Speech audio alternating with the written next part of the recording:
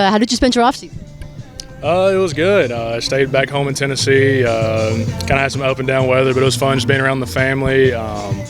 Just figuring out what I needed to work on from last year and just pick up off of that. And so far, so good. Okay. Other than reflecting on your baseball, when it's an off season, what do you do? Do you fish? Do you hike? Do you watch a lot of sports? How do you spend your leisure time?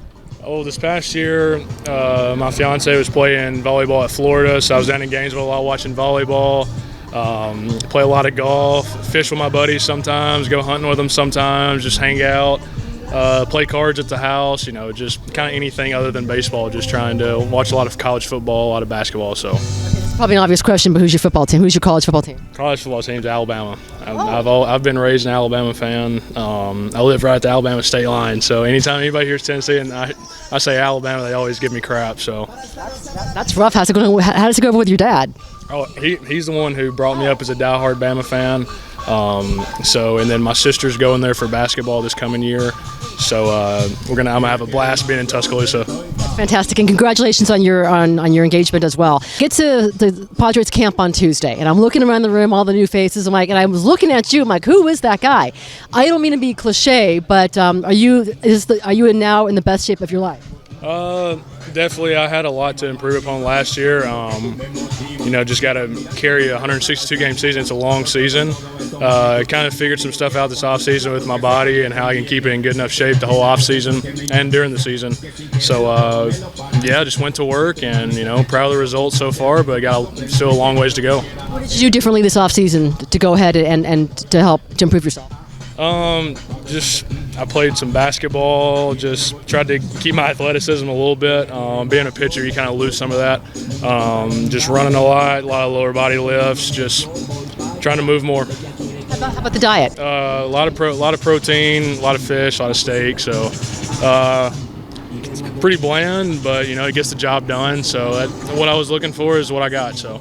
When you reflect on it, how crazy were the first 2 years of your Padres career? We were first introduced to you when you're in the COVID bubble in the playoffs, and then last year, the up and down of last year, and then a managerial change. How crazy have the first 2 years been?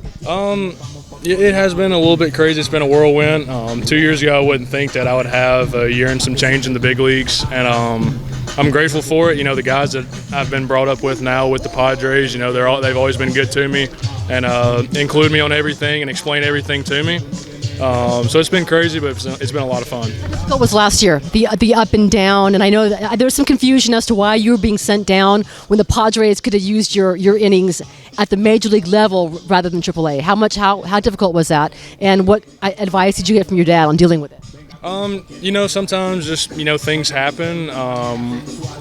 Just some guys need some innings up there as a starter, and I need to kind of continue my innings as a starter. That way I can stay built up. God has a plan, and just his advice to me was, you're still playing baseball. Try to get back up there, and just have fun.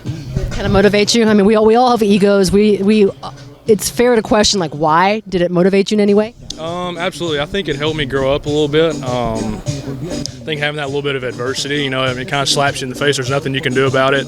And it just really taught me that I can only control what I can control.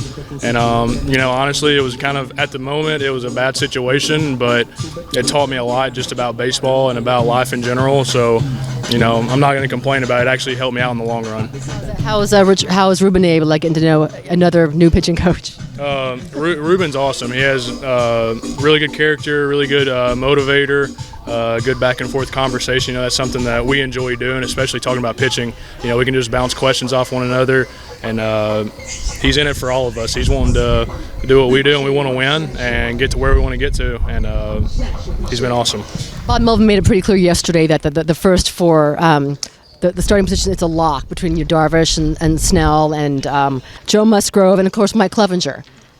The fifth is up for grabs. How competitive? How do you see the competition going between yourself and Chris Paddock and some other, maybe Nick Martinez? It's just like any other competition. It's any other job field. Just go out there, do your job, and control what you can control. I'm competing against some great guys and great competitors, and I think it's going to make all of us better. I think the world of Paddock. I think the world of all of them. And, whatever happens, happens. What's Bob Melvin like? I know it's new and another new face for you to get to know, but what's he been like so far? He's been really great. He's been through the battle as a player, as a manager, and we respect him for that, and he respects us and what we do. And he's a great guy to be around. Him and Ruben are very similar. Very high character people, and they're a lot of fun to be around. Okay, last question. You've got a chance to go experience some time in San Diego. What's the go-to meal when you want to get a bite to eat? I think the go-to meal is probably Lolita's Taco Shop. The burritos from there, they are unbelievable. And I'm from the South, so everything I eat's fried and everything like that. So having burritos, I would definitely have to go with that. Right, you can't leave us hanging. What's in the burrito? Definitely the Cali burrito. I think it's definitely my favorite. Rosenthal used to get them all the time, and so I tried one day, and I was like, these are really good. So, yeah, that's kind of my go-to meal. I appreciate it.